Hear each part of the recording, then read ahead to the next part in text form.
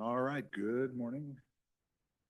8 o'clock, April 3rd, Thursday, it must be EPC. Call the meeting to order. You ready? We have a quorum. We're 1, 2, 3, 4, 5, 6, 7. With more than a quorum. We have honored guests. More people arriving. All right. So let's do a roll call. Chris, I'm here. Craig. Here. Lynn. Dale. Here. Marianne. Here. Ray. Jerry. Vic. Bud will be absent. Randy. And Kim. Kim came off the membership list again. Have you done something to upset someone at town? All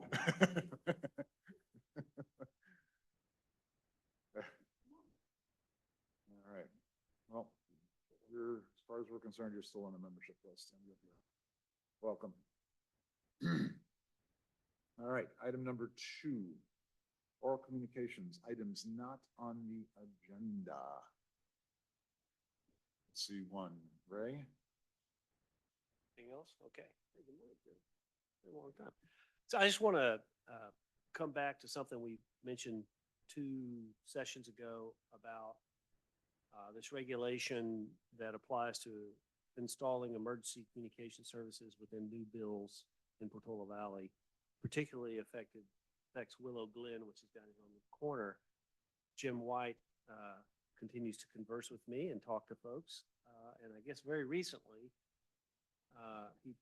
Rebecca Flynn at the town, they've waived installing it now, or maybe, I don't know precisely what, but they were supposed to have spent a lot of money to install these radios in these buildings, and it was holding up the opening of these buildings, which were nearly completed. So I guess that's been waived for this building. At least that's what he says. Jim White says he just heard from Kim. Marshall, go ahead. You got something to say?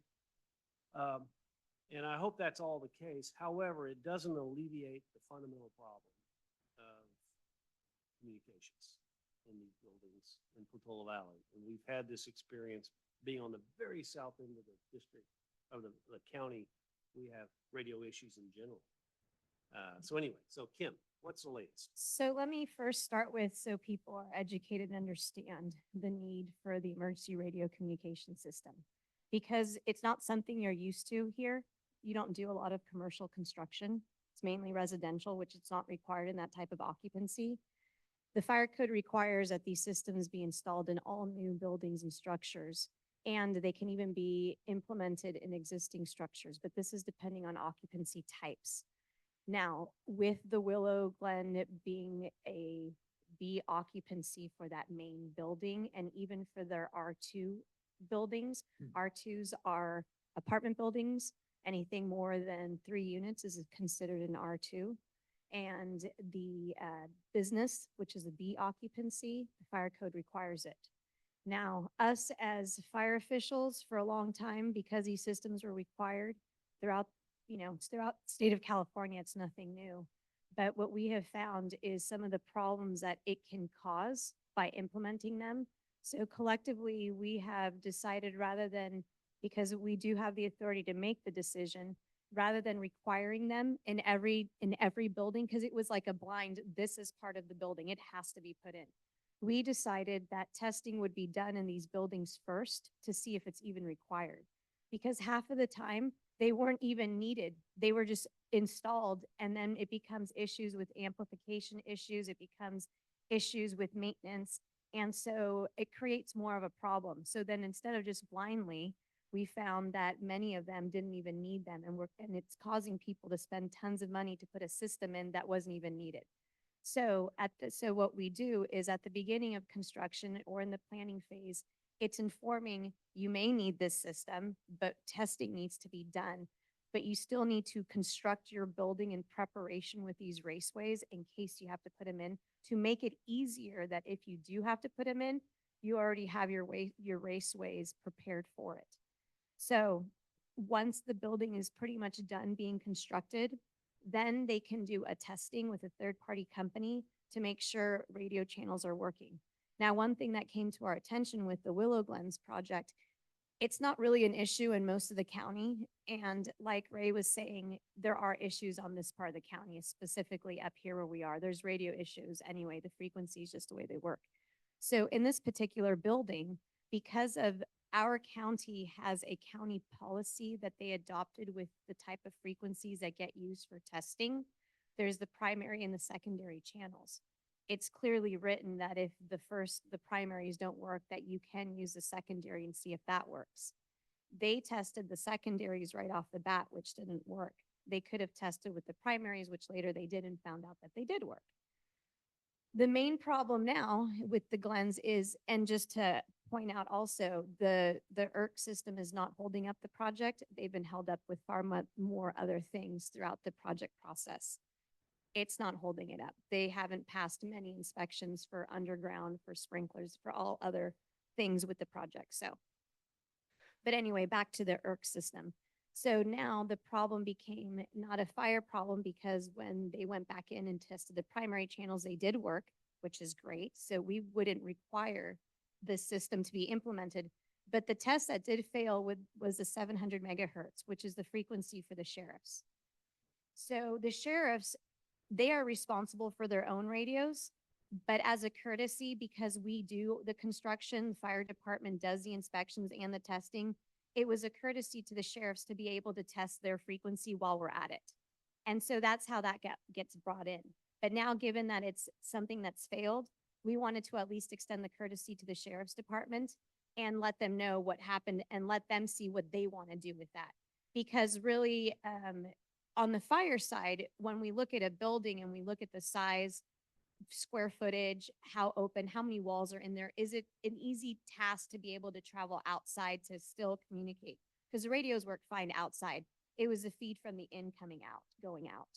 So on an incident, if there was any kind of emergency incident going on, they wouldn't be able to get their traffic out. Sheriffs, we are good fire. So we did call the sheriff's department to let them know that their signal failed.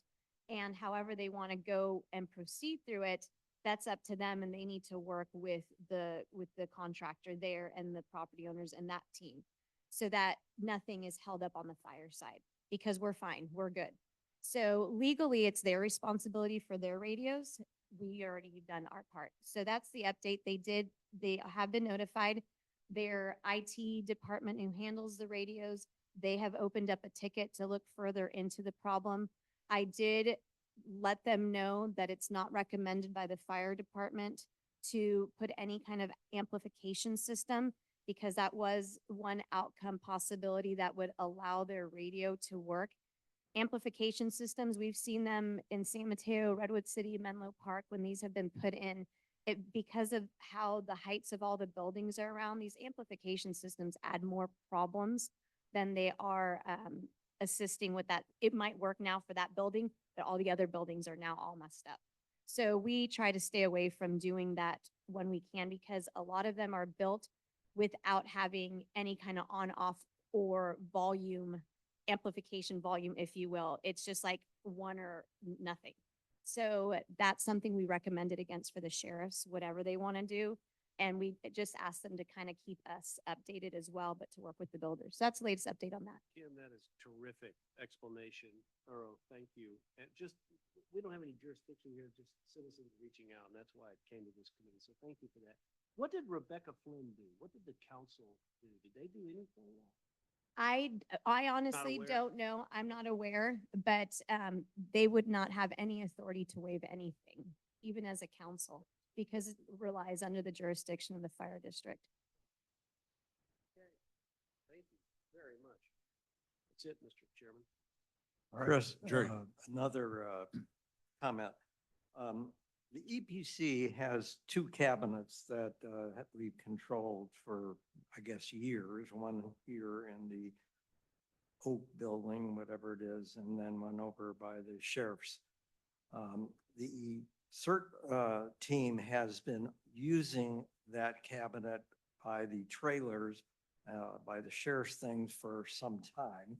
And it's really just crammed with stuff. A lot of it is outdated, unnecessary. So they're planning to go through it and try and clean it up and organize it. But wanted me to bring that to the council, and if it needs to be discussed, but with anyone as to whether that's appropriate, let me know, but otherwise they've been using it for several years, if not more. Right, did you mean just the committee or did you mean the town council, city council? Well, I think we as a committee sort of have jurisdiction over those cabinets, so that's why I'm bringing it to the EPC to just let them know what CERT is planning to do. Right, now I remember that we have those, but it's been a long time, I think, since anyone on this committee has even looked behind one of those doors. But again, CERT has been probably the primary user for a number of years. I don't see any issue with that. Does anybody want to discuss it any further or we just? Yeah, I mean, we're not using them, why shouldn't CERT use them? I think that sounds like a great idea. All right, well, we feel informed and we don't feel the need to take any special action as a result of being informed. Thank you. See anything from the audience? I don't see anything. I want to bring up one thing. I'm going to do it in the form of prompting Craig to talk about it. We had a meeting yesterday with the EPC of Portola Valley Ranch. They had sent someone to our presentation to the town council and then wanted to set up a follow-up meeting, which Craig and I attended yesterday, and I thought we'd just brief you on that. And Greg, do you feel like doing it? Why don't you go ahead? No, you, please. You have the gavel. So they have a pretty advanced, neighborhood organization in the ranch. It's really quite impressive. And it's integrated, emergency preparedness is integrated into their management. They have the community manager on the call as well as a number of volunteers. And we're looking for wisdom, tighter integration with us. They mentioned, I don't have my notes with me, but they must have 200 and something units, I think. 236 is the number that's sticking in my head, but that it may not be accurate. So there's a fair population there. They've divided it into 7 neighborhoods. They have equipment. And, you know, we talked about a lot of different things, including CERT, including our current project of looking at the emergency operating plan and how we're going to work the EOC as the town. And they had some questions about fire-wise things. Craig and I recommended to them that they find somebody on their committee who would want to be a member of this committee. I think it'd be a great integration. So I encouraged that. Craig encouraged it. And, you know, just like if you read our charter, we actually have, it says in our charter that we should have 1 or 2 people from the committee on the board of EPIC, which is the oversight board of CERT. I encourage them to do the same thing. Just make it a principle that, you know, you've got this big organization that's very concerned about emergency preparedness. Get a member onto the EPC. We would welcome that, and I think it would do communication open. I just wanted to report that. Anything you wanted to add, Craig? No, not necessarily. So I met some of those people when I took CERT training, so I saw some familiar faces. And I think they're going through kind of the things that other communities have gone through. They had a very strong system for a while, and then things kind of ebbed, and now they're looking at getting re-engaged. Yep. All right. I don't see any other hands. Let's move on. Long wall communications, but necessary.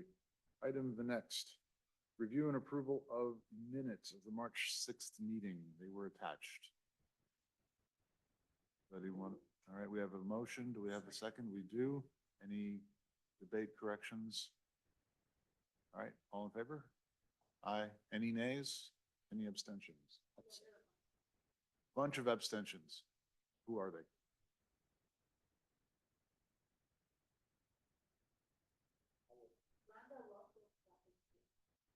Okay. All right. Next topic, item the 4th, is a report from the subcommittee that was looking at the AM radio. And I know that subcommittee's met a few times. I was on it. Craig, you led it, I believe, or maybe Ray did. Is it you or Ray? I guess I did. There you go. Yeah. We have a proposal written up from the subcommittee that I propose we just put up on the screen real quick and walk the overall committee through as part of the report. Sure. Why don't you go ahead and put it up? So the committee is discussing this proposal. Is that the idea? Right. Okay.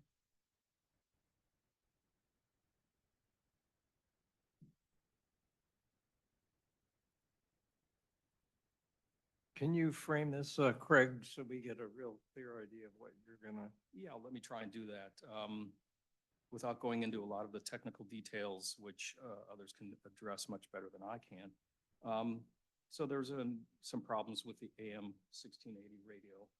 The background is, it's a very important asset. It's been online and being used for quite a number of years, but it's now experiencing some problems in stability and reliability.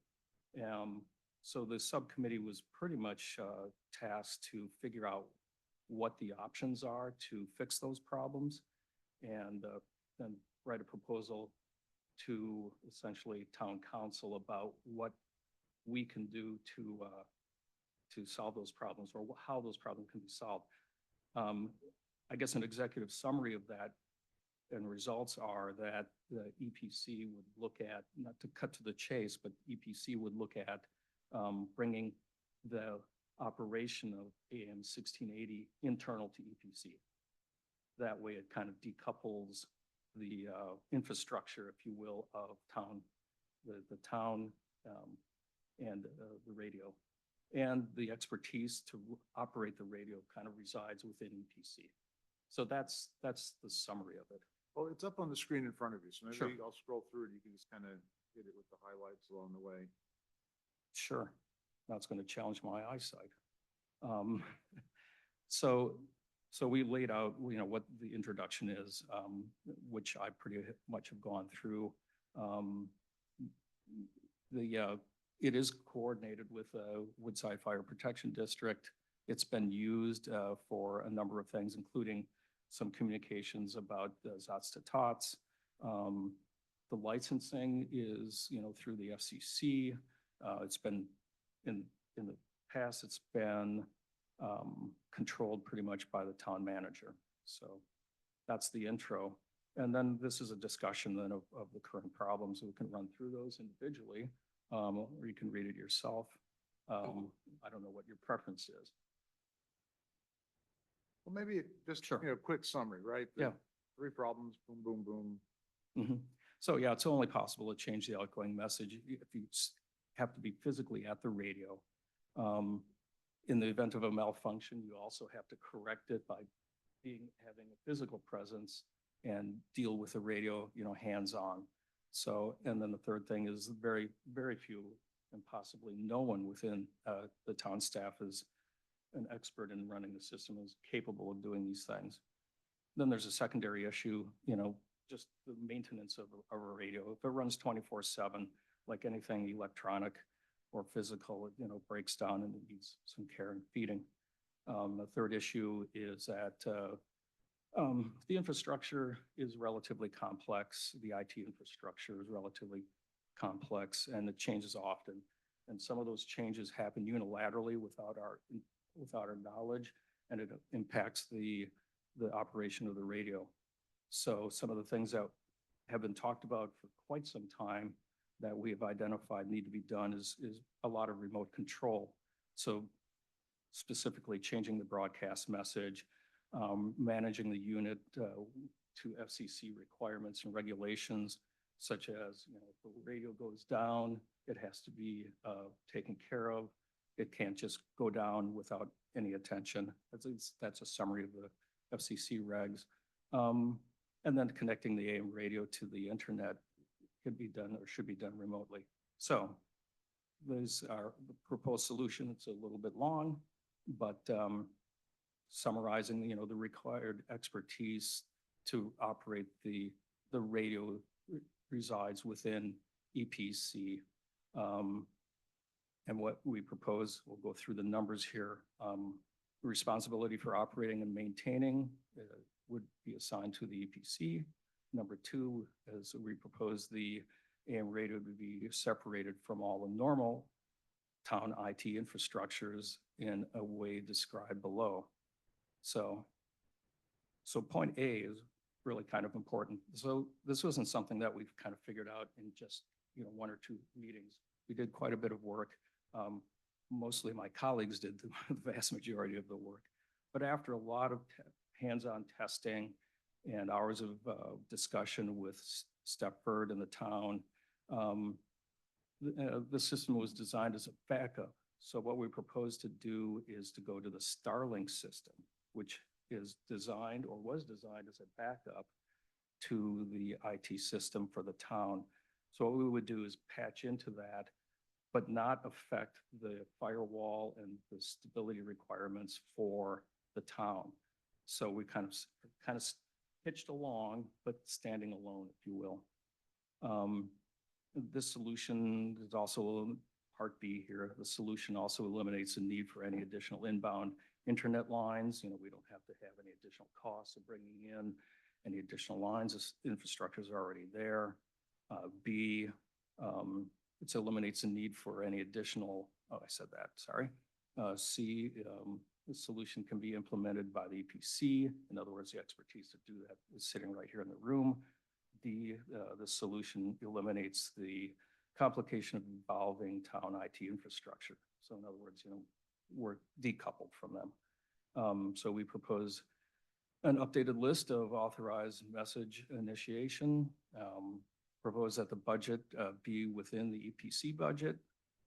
Propose that the key access, so this is like physical access, that we propose that the access and alarm codes be granted to designated EPC members in order to access the equipment. And finally, number 6, propose periodic training for any members of the town staff who are interested in doing so. And I think there's also an appetite for additional members within the EPC to understand and operate the radio. And then finally, the timing, which I think is kind of important too. I mean, we can do this almost immediately. And it's expected that we'd be able to complete that within a couple of weeks. And the only remaining detail is carefully labeling all of the cables and so forth so that things are not physically disrupted and that people who are trained to use the system know which cables to stay away from, if you will, and what cables might be suspect in fault tolerance and fault prediction. And that's it. Excellent. Great summary and great work on the proposal, which you did an awful lot of. Really appreciate that. Anybody else on the subcommittee, anything they want to add? I know, Ray, you were physically in there doing a lot of the IT diagnosis and such. This represents the best solution, right? Yeah, as best I can tell, if we leave the radio here at town, this is the best solution. I just want to add one thing because you mentioned budget. So the committee budget has to be finalized by the end of April. So if there is money needed, it's urgent to get the money into the budget. I'll just comment on that. So we suggested they just simply give us a Comcast circuit, $50 a month, and they rejected, which was kind of interesting because I've spent probably, $5,000 worth of my time. Anyway, the solution that Stepford came up with was a $3,000. Of course, was rejected. So we're trying to take advantage of what exists and what is already in the flow of money, rather than trying to tack on more.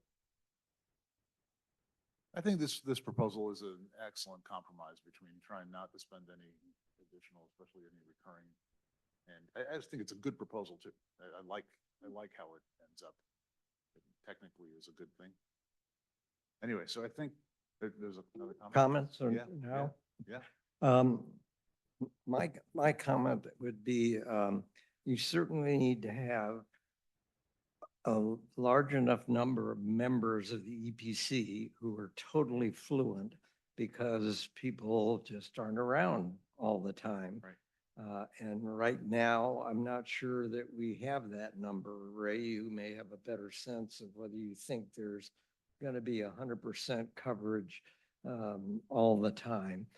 And my other suggestion that might make this more comfortable for the council is to have a subcommittee of the EPC do this function and add whoever is the IT person for the town also part of the subcommittee.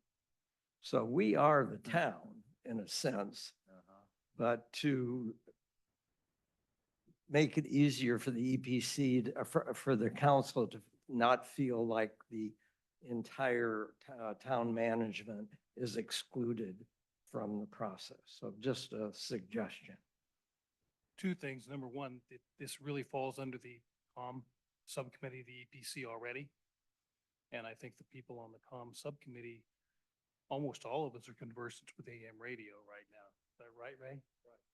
So we've got 3 or 4 already, which is pretty good. I think with 3 or 4, you've got almost 100% coverage. 1, 2, 3, and Craig wants to be. That's 4.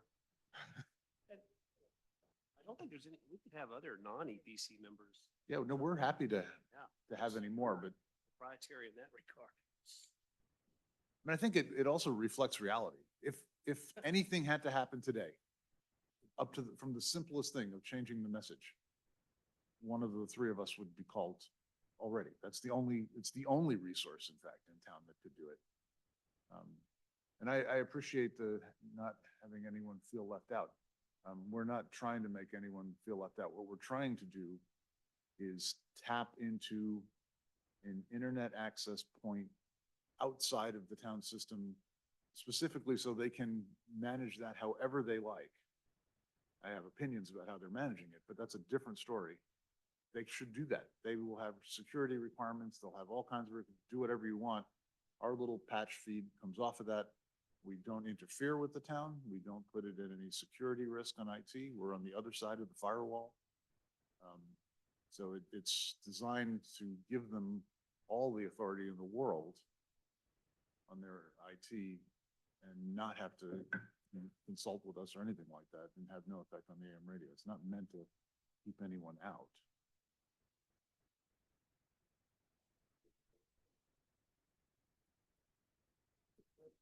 Yep, I think we'll add that clarity. All right, any other comments? Because comments from anyone in the audience? Seems pretty reasonable to me, so and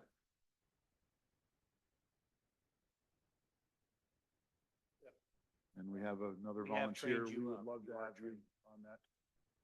I think your technical skills speak for themselves, having repaired the radio once yourself from the very basic transistors up. Yeah. Yes. No, and it seems like a very simple and straightforward proposal. So I think I don't know if we can vote on approving the proposal or just say that we authorize the subcommittee that's done all this work to submit a proposal substantially like this that they think is appropriate in that way. I don't think I think we can move chairman finalize the proposal and send it on to the committee. Excellent. So moved. Second. All in favor? Aye. Any nays or abstentions? Okay. Good. Great job, everybody. Everyone did just a ton of work. And Ray, I don't think you're exaggerating your time. You must have spent 20 hours physically at the site experimenting and trying to figure out the detangles and wiggles in there. We really appreciate that. Oh, Craig Taylor has a question. Hello, Craig. Hey, Chris. So 2 things. One, I would add to what you guys are doing that it also tests the Starlink, and we'll know, we have a better chance of knowing that it's going to work in an emergency. So I see that as a big plus as well with the proposal. You're absolutely right about that. And the reality is right now, the Starlink is not connected to your overall IT system for the town. So this is a very clean way of making it part of that. So this will advance the backup as well. Just to double down on that, and thanks Craig for your assistance and all the background here. More to talk about later, by the way. But yes, the Starlink system was not connected to the town IT at all. But it is connected to a UPS, which needs to be maintained. Because if the power goes out and the Starlink goes down, we're done. And so Ray, is there any kind of router connected to the Starlink? Like, is it got at least wireless in the building if there was an emergency? Yeah, it's Yeah. got a wireless system on it. However, I've disabled that in order to get an IP sent straight to the radio. And so now there's a hotline, a hard line, I should say, not hotline, hard line between the Starlink router in the building and AM radio right now. It's transmitting through it as we speak. Okay, so we should probably follow up and make sure that, these things all interact well. Absolutely, and I keep the Stepford guys completely in the loop every time something changes. Right. Yeah, no, I it's actually- appreciate that. The IT is its own special thing, though. The other thing is your guys' mics are super low. Are you guys talking close to the mics, or did somebody reset the mics again? I'm right in front of mine. 1, 2, 3. How do you hear? Yeah, well, I've got my volume turned up to 100 and I can barely hear you. I had to turn on the closed captioning. There is something on that white panel in front of you, Chris, that's the mic volumes. Not the one right on the front, which is the speaker volume, but there's a separate page. And all those mics, there should be like a half a dozen mics on there, and they should be at like 40. So I don't know if you can see that easily. If not, I'd say just keep running the meeting, but I just wanted to let you know. Microphone volume is set to 100%. But are you looking at the page that has like a half a dozen microphones on it? No, I'm in No. a microphone submenu, echo canceling speakerphone system core 110F default. Yeah, It has a microphone volume. okay, yeah, Well- there's a separate page there that's the one that turns up the individual mics, and somebody's turned it down. Anyway, let's not derail the meeting. I'll come try to look at it. All right, thanks. All right. I will stop sharing. I think we got that one. Let's move on. Discussion and feedback, item 5, emergency operation plan, emergency operations center plan. This would go to Kim. We had a meeting with the EM, I think they're called now, instead of the DEM. Let's just give everyone a brief update of the meeting and how it's going. Yeah. So we had our meeting with the San Mateo County Emergency Management. They're no longer using the DEM acronym. We had that on March 20th, and we discussed our intent to update the Town of Portola Valley's EOP as well as get our EOC more fleshed out. They have no current template and they have no current EOP template for us to use. They are in the process of actually updating their own EOP. We told them that our intent is to just continue to move forward with revising ours locally and using the state and FEMA guidelines, which they seem to be fine with. That's essentially what they're going to be doing as well. They expressed also that working with like jurisdictions, emergency managers makes their job a little bit easier. So working with our town is a little bit different, a little more unique because we don't have one. Let's see. They also said that they would be able to provide EOC personnel to help augment our needs if we have a localized event. But if we have a regional Bay Area-wide event, they will not be able to provide support in terms of personnel for EOC purposes. And that's pretty much the update for the county meeting. Agreed. Anyone else on that subcommittee wants to add anything? Oh, great. Thanks, Kim, for taking the notes on that meeting. I just wanted to stress because a feeling that I got from the meeting with Shruti was, it seems like they're also in a trying to understand how they are going to provide assistance if it was like a very large scale affecting the entire county kind of incident. But even when they offered and said that they could send personnel to assist if we were just here localized, it seemed like it would be a task to be able to get any help. It would take time. So what I wanted to stress to you all is the importance, I think, of whatever plans are made to not count on that as being something that's going to like make sure that you can sustain for as long as you can on your own without getting that assistance, because it seems like they also had, it was kind of like questions in their mind of like, well, we can do that. But, it wasn't a very clear cut thing that's like, oh yeah, we have this process in place. It's like, there's really nothing in place. They'd be tugging on strings at that moment in time. So I just wanted to convey to you all that we need to sustain independently for as long as we can and not expect that, the horses are going to come to the rescue right away, because I don't think they even know what that process looks like. Thank you. I agree with that. I took away a similar feeling. I thought one of the other interesting discussions that came up, I don't know if it has any traction at all, but was the idea of, so first of all, recognizing we don't have a full-time emergency manager in town. We have a town manager, and the town manager is assigned the role of emergency manager. I think that is the same in Woodside, although I'm not sure.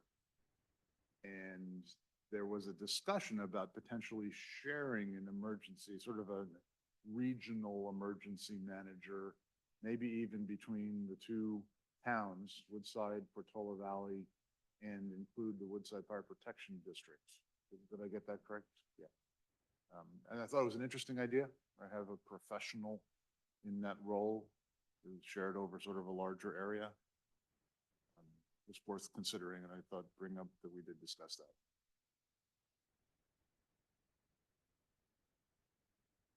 Anything else from anyone on that? So what's the current plan? We're continuing on, or we're doing a draft? Yeah, I was gonna ask, because I saw that our subcommittee reports are a little bit later. Do you want me to just move I forward think with? while you've got the mic, just finish it off. Yeah. Okay, great. Yeah, so currently, our subcommittee is reviewing the Town of Portola Valley's 2017 EOP, and we will be meeting later this month to review any comments or proposed revisions, updates. And that by the end of the month, we should have a newly developed EOP outline for this year's EOP. All right. Thank you very much. That brings us to Woodside Fire Protection District.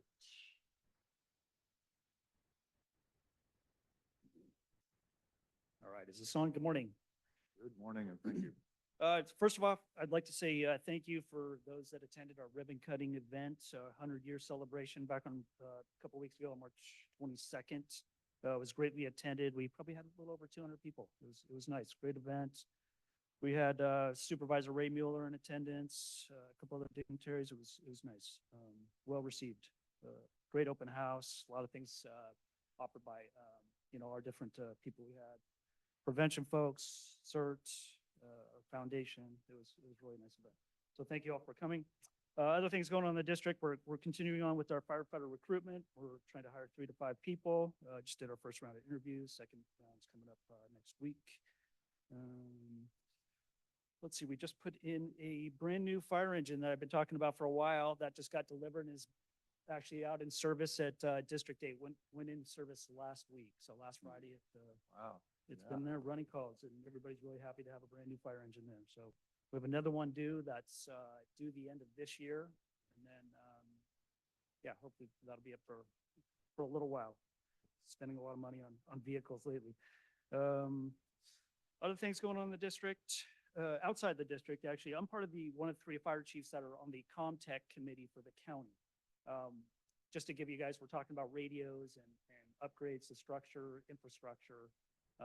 Since about 2015, we contracted out to a new vendor who's rebuilding. We have a legacy system. We're trying to implement a new radio system, making upgrades to infrastructure. Started out with not a lot of funding going towards that. Went from like $342,000 when we first started this. Now we're up to like $1.2 million a year, putting money into this system. We have over 40 radio sites in the county that is owned jointly by the county, sheriffs, fire, all the towns. It's a huge infrastructure. It's on public and private land, a lot of red tape to get work done, to get into these facilities, to enhance them. Last week, I did a tour of 2 sites, one in Burlingame, one in Hillsborough, one in San Mateo, just to evaluate. We had a grant that funded through the county by Federal Engineering, who's, I guess, a nationwide company. They're going through each of the radio sites and inventorying them for upgrades that need to be done to inside as far as the radios and as far as outsides to these structures themselves for home hardening, vegetation management, security. Each site takes an hour to 2 hours to go through and categorize everything. So I went and toured 2 of them. It's kind of it's interesting. I've never been on that side of it, and to see all the different things in the radio system. So right now we have a legacy system that is being maintained. We've started to rebuild the radio system starting in the North County. This started years ago. And because of the red tape and COVID, things have kind of backlogged. But it's starting to really progress now. So we'll see some more changes coming. Here in the South Zone, we're the last zone that's going to be upgraded. So I would expect probably another 3 to 4 years before it comes down our way. And hopefully with those radio enhancements, we'll see some better coverage in our area. The Slack site needs a major upgrade. So I think hopefully that's going to solve some of our issues. Next week, they're going to test out the fiber line that was just installed. There's a lot of hoops you have to go through to do that, but looking forward to that because I'm trying to have some better radio communications in our district with some of our spots that aren't so good. That's all I have from my end. Thank you.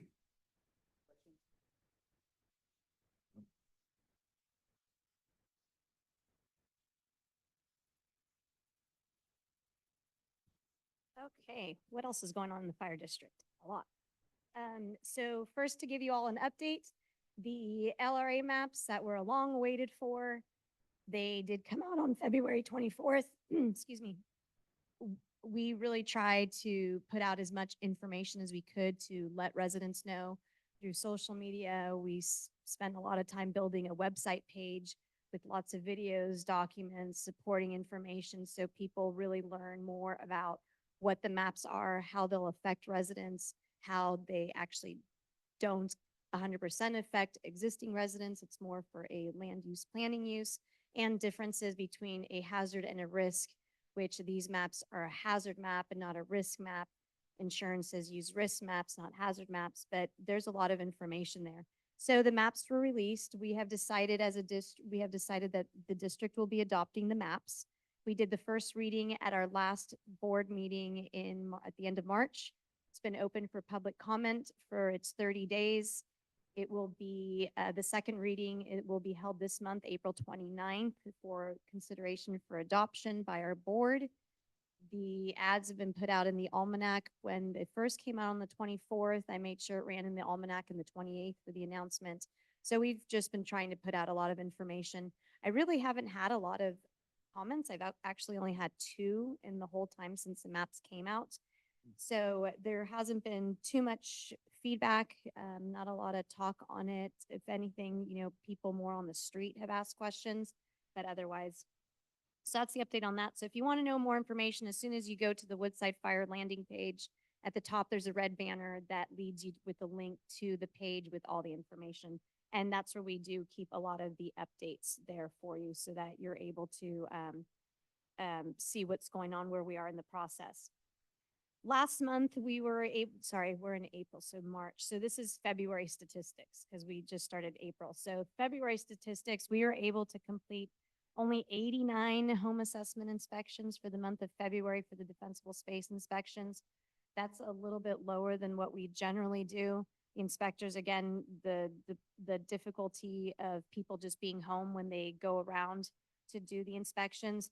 However, we did find that there was an increase in people calling to get their inspections done, especially in light of the LA fires. So that was really nice to see that people are really taking initiative and being motivated to, they want to do these things and comply with our ordinance. We had 39 plan reviews that came in, so 39 new projects that came in the month of February for construction. And we did 53 construction inspections. Half of them went to the Willow Glens. Just kidding. And let's see, the other thing, okay, so now moving on, that was just for prevention, for fuel mitigation. We had some of our members, they have been pretty supportive, the fuel mitigation crew during storm watches, to support and assist the engine crews so that we're not tying up engines on resources when it comes to removing trees, fallen trees and things in the roadways and that nature. So they've been coming out and assisting with that, releasing the crews so that they're available for more emergency calls. They've continued to do a lot of work in the town of Portola right away.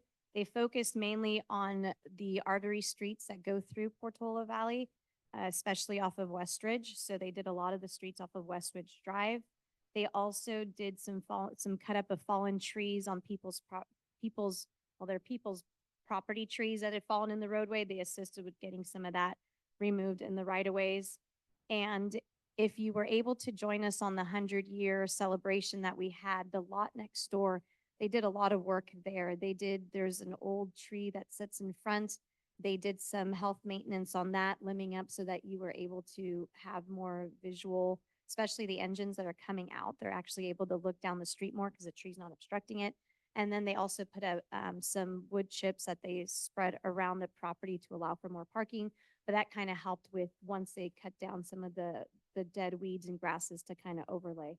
So they did a lot of work out there. They also did some hydrant maintenance. And what I say by that is it was just more of accessibility and the defensible space around the hydrants. So clearing all dry, dead vegetation that's overgrowing on hydrants. So they spent some time throughout Portola Valley making sure that these are visible and accessible to the engines when they come around. And they also they did some training. So everyone in prevention and fuel mitigation, everyone's always going through a lot of training. Our staff was gone for the first week of March. We were in Santa Barbara, which is one of the largest fire prevention officer conferences in the state of California. It's actually north and south of the California. They all meet together this one time a year for these large conferences that offer lots of different classes and everything you can think of that has to do with fire prevention. But it's not just the fire prevention officers or people within the fire, it's people within the fire industry, fire alarm companies, sprinkler companies, people who do ERC systems. I mean, it's every type of industry that's out there. So all our staff had the opportunity of attending that for the week. And then our fuel mitigation crew, they went through classes to become certified as flaggers. So when they have to close down streets because of tree work that's being done, they actually all got their certifications on how they're supposed to do this legally, and to make sure that it's safe, not just for them, but for the drivers that are going by. So that was nice to see that they enacted in that. They also are one of our EMS chief, Scott McKenzie. He taught a class to the fuel mitigation crew. It's the Stop the Bleed course, because they didn't have any training, and because they're working with machinery like chainsaws, that if they ever came into where they were cut or something happened, that they are able to apply tourniquets. And so they had that training to be able to accomplish that. So that was good to see. And then in public education, I believe that if you were aware, they completed their CERT training. They had their final skills day just this past weekend, which went really well, very successful at Station 7. They had all their scenarios set up, and it went really well from what Selena said. They had a good amount of participation, and she always thanks and appreciates all the volunteers that come out to help, as well as the fire, all the crews that are there, the fire crews that help and assist with the CERT training. They have the next supplemental training session is scheduled for March 25th, which focuses on getting your mobile device Disaster Ready. So that session will cover how to prepare your phones, iPads, other mobile devices for use during emergencies. So that is, oh, actually, sorry, that was already passed. This was her old report, sorry. But they did have that on March 25th, so that did pass. If you are aware, there's also a Firewise Communications IO group, which is basically all the Firewise communities that are in the district now have one platform to communicate with each other, which is kind of nice as we start to add. There are now 13 Firewise communities in our whole fire district, which is a big coming away from 3 when I first started 2 years ago, which is amazing that we've gained 10 more Firewise communities. And these communities are anywhere from 15, 20 houses up to like 170 houses within a Firewise community. So it's nice to see there's many applications that right now are in the pipeline for more communities in our district. It does take a long time. So if you're part of a community who's doing it, please be patient and just keep being diligent with it. One of Woodside West, it took them 10 months to complete, not to complete their application, but just the whole process because the state is so backed up. It's taking a long time. And plus they'll keep kicking it back until they get the application completely corrected. So that takes a little bit more time. And that's all I have. Thank you. Thank you very much. Any comments or questions, anybody? Let me check let's see any hands in the public. All right, appreciate that. Subcommittee reports. Number 7. Ray, anything to add beyond what we've discussed on the AM radio? Great. Craig, anything on the TIS sign Yeah, regarding let the me AM give you- radio? Yes, well, let me give you a quick update to the committee. So ASCC met March 24th, and they passed a motion to recommend to the town engineer to go ahead with the EPC recommendations as outlined in our February report. Right. So I think the next steps are getting with the engineer and figuring out, or actually getting with our liaison, because I'm not sure what the next steps are. Okay. So once it's been approved and it's in the hands of the engineer, I don't know what happens and what our involvement is at that point. All right, So- we'll figure it out together. Great. Absolutely. So that's That's good news. Thank you. Yeah, we're making some headway there. All right. Dale, anything on evacuation? No, I think we're still waiting on some information from Kim on the TRAs. We can finalize, or at least finalize that portion of the evacuation plan. All right, fair enough. Vic? All right. Safety element, Dale? Nothing really new, although it has popped up on the town council's priority list to begin to look at the safety element this year. So, and I also submitted, I think it's in Kim's Google Docs, the last draft of the updated safety element with the EPC comments attached. So that's out there. That's the latest. All right, thank you. And then Kim, you've already hit everything on the EOP, EOC side. All right, one last chance for any comments, questions? Nothing in the room. Nothing on Zoom. All right, our next meeting is May 7th. Anybody know they can't be here or anything like that? Seems like a reasonable day to aim for. Hey, Chris? The priorities that were sent to the town council and a subcommittee to be set up by town council, I take it that's still in process at this point. It's passed in process. The subcommittee was approved and the subcommittee actually attended together one of the meetings on the EOP, EOC. Oh, great. So Okay, it is good. in, So it's moving forward. yes, in Excellent. process, but beyond the beginning. Got it. Yeah. Thank you. All right, and I think I heard Craig. I see a hand up, Craig. Yeah, so I was just going to mention that the Sequoia Health District awarded Ladera like $40,000. So just, for their emergency preparedness stuff. So it might be worth, making sure you guys all knew that. I'm not sure if it got mentioned or not. That's the first I've heard of that, but, good to know. We should get smarter about how one applies for that. That's Jerry. Yeah, I was gonna say Jerry could give you more detail. All right.